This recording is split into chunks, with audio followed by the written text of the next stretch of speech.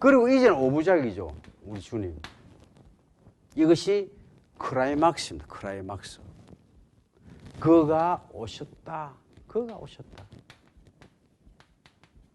그가 오셨다.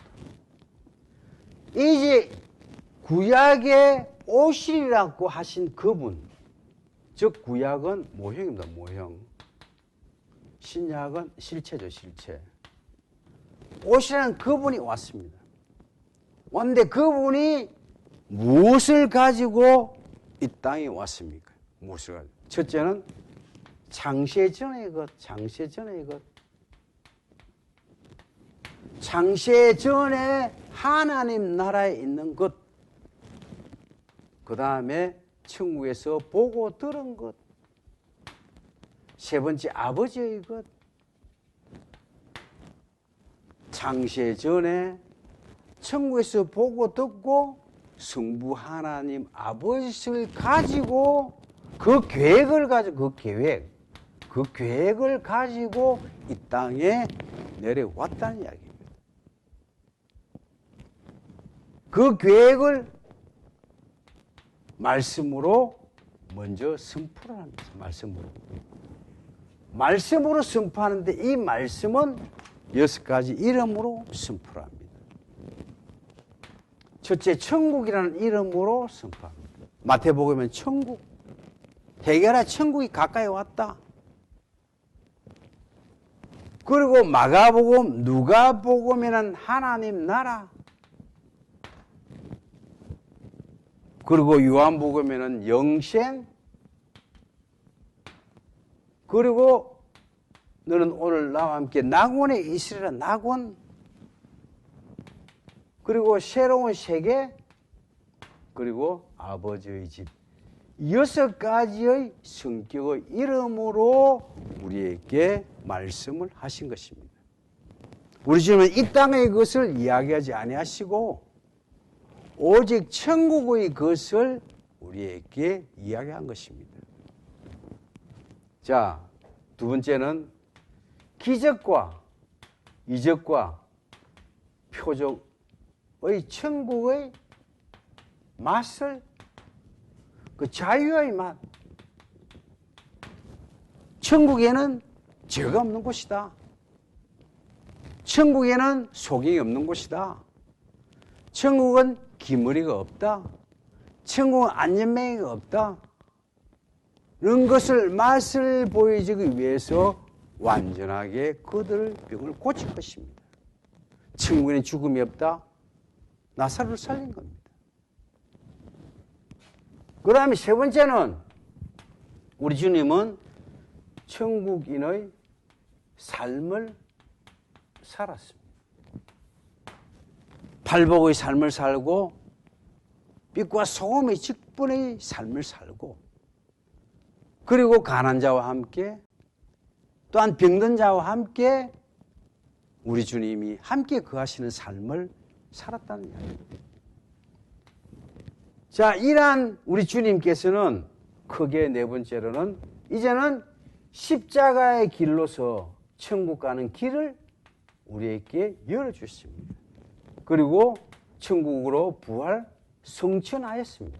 그리고 마침내 천국에서 재림주 심판주로 내려오십니다. 지금 우리 주님이 이야기하는 건 이 땅의 이야기 하나도 없습니다.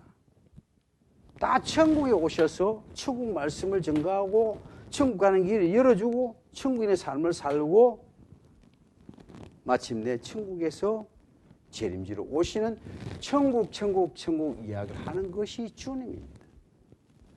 그래서 오늘 욥기서의 고난을 말씀드리겠지만 욥기의 고난은 이 땅의 것만 가지고 생각하면 욥의 고난은 절대 풀리지 않습니다. 욥의 고난은 천국을 봐야 욥의 고난은 풀립니다. 그런데 욥의 친구들은 이 땅의 것만 보기 때문에 안 풀려요. 변론이 일어납니다. 인간보식. 제가 있기 때문에 내가 고난을 받는 거 아니냐, 이 땅에서. 이 땅의 것만 보고 그래요. 자, 그리고 여기에 6부작은 이제 여기에서 사도행전에서 유다스가 육부작에 해당됩니다. 자, 이것도 마찬가지로 여기에 핵심은 십자가 예수, 그리고 천국이죠, 천국. 물론 천국에 대한 단어는 딴 형태로 많이 바뀌어지가 있습니다. 헬라어이기 때문에 사도의 글은 거의 헬라어이기 때문에 상당히 언어가 화려합니다.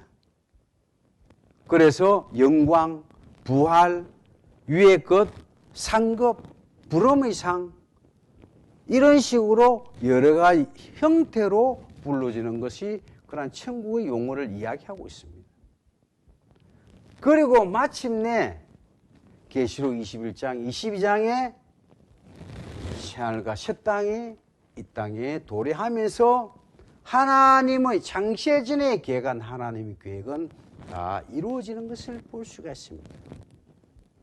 특별히 우리 주님이 재림할 때 계시록 19장에는 적그리스도가 지옥으로 들어가고, 계시록 20장에는 사탄이 지옥으로 들어가고, 계시록 17장, 18장에는 바벨탑이 무너지고 인본주의가 무너지는 것을 볼 수 있습니다. 그리고 나서 21장, 22장에 새하늘과 새 땅이 이곳에 오는 것을 우리가 볼 수가 있습니다. 자, 그렇다면은 이 시간에 시가세에 대해서 잠깐 말씀을 드리겠습니다. 우리가 창세기부터 계시록까지 보면은 다 천국에 대한 이야기입니다. 우리가 천국나무가 있죠. 천국나무가. 이게 천국나무. 나무인데 거기에 열매나 가지가 66개. 창세기의 열매, 그리고 뭐 출애굽기 열매, 그리고 마태복음, 마가복음, 누가복음, 계시록 열매가 66가지가 있습니다. 여기에 욥기, 시편, 잠언, 전도, 아가서 열매도 있습니다. 그런데 이러한 것을 천국으로 해서 풀어야 풀리지, 천국과 떨어진 것으로 해석하면은 이 욥기서는 절대 풀리지 않습니다. 그래서 우리가 이 모든 7부작에 있는 이러한 어떤 하나님의 계획 바탕 위에 성경 한 장 한 장, 또 그리고 1189장 31,173절을 하나하나씩 풀어가야 올바른 해석이 된다라고 보고 있습니다. 자, 우리가 이제 욥은 우리가 평시 고난이라고 합니다. 친구들은 이 땅에 있는 고난만 보고 있어요. 자범죄. 네가 죄를 지었기 때문에 고난이 있지 않느냐, 이런 이야기. 죄를 지었기 때문에. 그런데 이 고난은 하나님의 뜻을 이루는 고난도 있습니다. 예수 그리스도의 고난, 사도 바울의 고난, 요셉의 고난, 하나님의 계획을 이루는 고난입니다. 이 고난은 천국을 봐야 이런 고난이 해석이 되는 이야기입니다.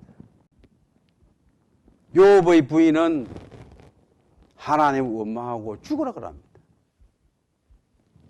그리고 또한 욥의 친구들은 이 땅에 대한 죄악으로 고난 이야기를 하고, 욥도 하늘을 보지 못하고 고난에 너무나 아프지만은 하나님에 대해서 일부적으로 원망은 하지만은 공의의 하나님을 배반하지는 않습니다. 만약에 욥이 하늘의 장문을 받으면은 기쁨으로 자기의 고난을 이겨냈을 겁니다. 자, 그러면은 시편은 뭡니까? 시편의 주제는 시편 137편입니다. 그 137편은 바벨론 포로 생활할 때 이스라엘 백성들이 바벨론 강가에서 시온을 향하여 울었다, 이런 이야기입니다. 시편의 주제는 성소, 지성소, 예루살렘, 시온성, 하나님 나라를 사모하는 그러한 찬양이고 노래입니다. 그것이 시편에 다 기록되어 있어요. 또한 시편에는 악인과 의인의 싸움이 있습니다. 즉 창세기 3장 15절에 있는 싸움처럼 신본주의, 인본주의, 악인과 의인의 싸움이 시편에 들어있습니다. 그리고 시편 1편, 2편은 창세기 1장, 2장, 3장, 4장이 들어있습니다. 거기에 의인과 악인의 싸움이 나타있죠. 그리고 시편 149편, 150편에 보면은 149편은 사탄이 쇠사슬에 매이는 감옥에 들어가는 지옥에 들어가는 장면이 나와요. 그럼 계시록 19장, 20장하고 같습니다. 그리고 시편 150편에는 거기는 찬양이 나옵니다. 성소를 바라보고 찬양하는 찬양의 장면. 하늘의 성소를 바라보고 찬양하는 장면이 나옵니다. 즉 계시록 21장, 22장에서 구원의 노래, 새 노래, 계시록 7장 9에서 17절에 구원의 노래, 새 노래를 부르는 그러한 성도들의 영광을 볼 수가 있는 것입니다.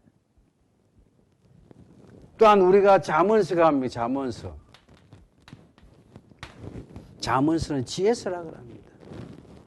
마태복음 10장 16절에 보면은 뱀같이 지혜롭고 비둘기처럼 순결하라. 순결한 지혜를 이야기하고 있는 겁니다. 성경의 지언인은 하나님이죠.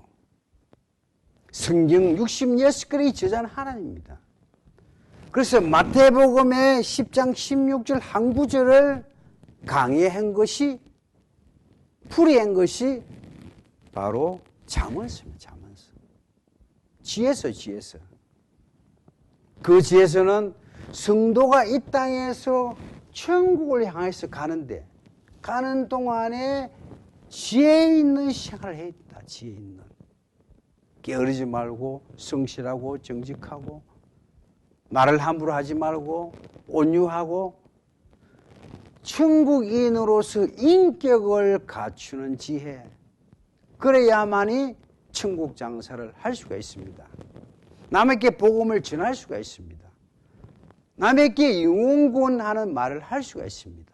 모든 초점은 십자가 예수 그리스도와 천국에 대한 영혼구원을 이루기 위해서 지혜가 필요하다는 이야기입니다. 그런 생활이 필요하다는 이야기입니다. 그 다음 전도서는 뭡니까? 전도서. 헛되다. 인생은 헛되다. 솔로몬이 젊었을 때는 총기가 있어서 잠언서를 썼습니다. 그런데 솔로몬이 나이 늙어 이제는 천명의 처첩을 두고 우상숭배하고 하는 것을 허용을 하고 하나님이 두 번 경고했지만 말을 듣지 않아하고 어떤 허무한 길로 가게 됐습니다. 그 헛된 길로 가다 보니까 나중에 늙어서 돌아보니까 자기가 살아온 것 헛되다. 눈에 보는 것, 마음에 원하는 것, 뭐 노비, 뭐 천명, 처첩, 뭐 마음 다 가졌지만은 다 이건 헛된 것이구나. 그래서 후대에 있는 사람들은 이 길로 오지 마라 라고 기록한 것이 전도서이고, 결론적으로 하나님을 경외하는 것이 지식의 근본이라는 것을 결론을 내린 것이 바로 전도서입니다. 자, 전도서의 짝은 뭡니까? 전도서의 짝은 사복음서. 솔로몬의 역설적인 짝은 예수님이죠. 예수님. 전도서는 헛되다 이야기하지만은 여기에 사복음서는 생명, 영생을 이야기합니다. 솔로몬은 모든 것을 가졌지만은 다 헛되다 이야기하였고, 우리 주님은 아무것도 가진 것 없지만은 다 이뤘다. 요한복음 19장 30절에 다 이뤘다고 합니다. 이 무엇을 이야기합니다? 영적인 것을 영적인 것. 영적으로 모든 것을 해석해야 되고 천국을 보고 해석해야 된다. 이 땅의 것만 보지 말고 우리가 죽었을 때 어디를 가느냐? 천국 가잖아요. 그것을 우리가 상급을 보고 살아야 된다는 그 이야기를 합니다. 그 다음 아가스입니다. 아가스는 가정이죠. 솔로몬과 술람이 여인의 사랑이 바로 아가스입니다. 이 아가스는 천국인이 사명을 가지고 천국까지 가는데 우리가 지켜야 할 그러한 어떤 가정의 삶을 아가스에 기록되어 있습니다. 가정이란 뭡니까? 가정이란. 가정은 세 가지 뜻이 있죠. 첫째 하나는 창조의 동력자다. 가정, 창조의 동력자다. 두 번째 하나는 천국까지 가는 여행의 동반자다. 자, 세 번째는 함께 가지만은 사명이죠, 사명. 사명의 동반자다. 이것이 바로 아가스입니다.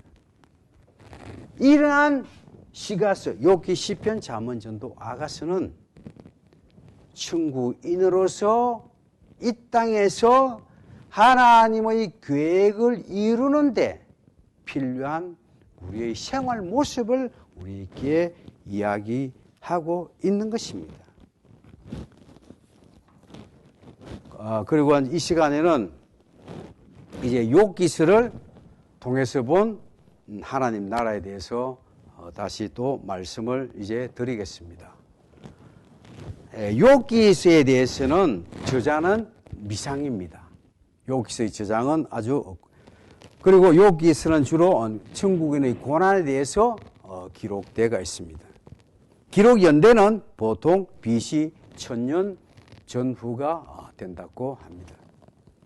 그리고 욥 시대는 BC 2000년 전으로 보통 아브라함 시대와 동일한 시대다.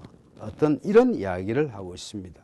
그래서 욥의 그 친구들을 보면은 주로 아브라함 시대와 동일한 어떤 그런 선상에서 친구들이 온 것을 여기에 욥기서에 기록되어 있는 것을 우리가 볼 수가 있습니다. 자, 우리가 욥기를 보면서 우리가 두 가지를 여기에서 좀 살펴볼 필요가 있습니다. 욥에 대한 배경을 우선 우리가 살펴봐야 합니다. 우리가 욥기의 고난을 다루려 하면은 그 고난이 일어난 배경을 대해서 우리가 잠깐 살펴보고자 합니다. 그것은 아까 이야기한 창세기 3장 15절에 대한 올바른 이해가 필요하다는 이야기입니다. 이 창세기 3장 15절이 올바른 이해가 되지 않으면은 욥기를 이해하기가 상당히 힘들다는 이야기입니다. 이 창세기 3장 15절 한 절이 즉 성경 66권이죠. 그러니까 성경 66권은 창세기 3장 15절 이루는 그러한 책이다. 하나님의 계획을 이루는 책이라고 이야기를 할 수가 있습니다. 자, 창세기 3장 15절은 싸움을 이야기합니다. 싸움을 이야기해요. 첫째는 뭡니까? 여자와 그리고 뱀의 싸움. 그 여자의 후손과 뱀의 후손의 싸움. 이 여자는 교회로요, 교회. 여기 후손은 성도 또는 예수님을 이야기합니다. 그래서 또 하나는 뱀은 사탄이죠, 사탄. 뱀은 여자의 후손의 발꿈치를 문다, 발꿈치. 이것은 성도의 고난. 또한 주님의 십자가의 고난. 또 여자의 후손은 뱀 머리를 깨뜨린다. 이거는 계시록 19장, 20장에 대한 그 내용입니다.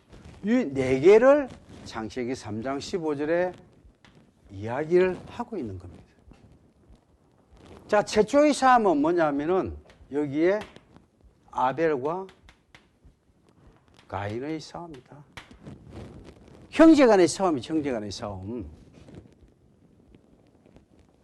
가인과 아벨은 수백 년 동안 같이 살았습니다.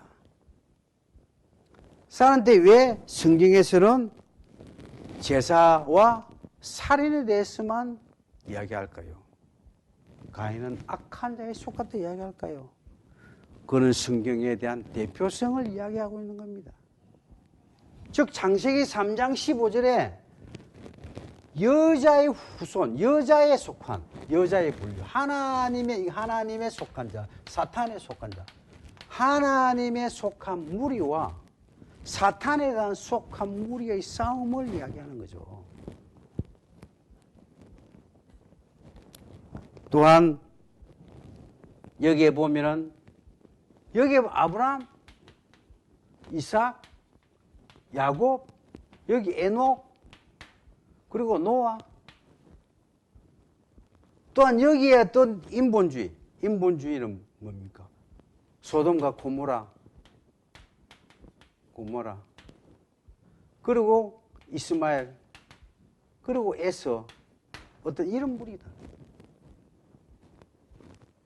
그리고 또한 제국으로 보면은 여기는 애굽, 그리고 아수르, 그리고 바벨론, 그리고 메데바사, 그리고 헬라,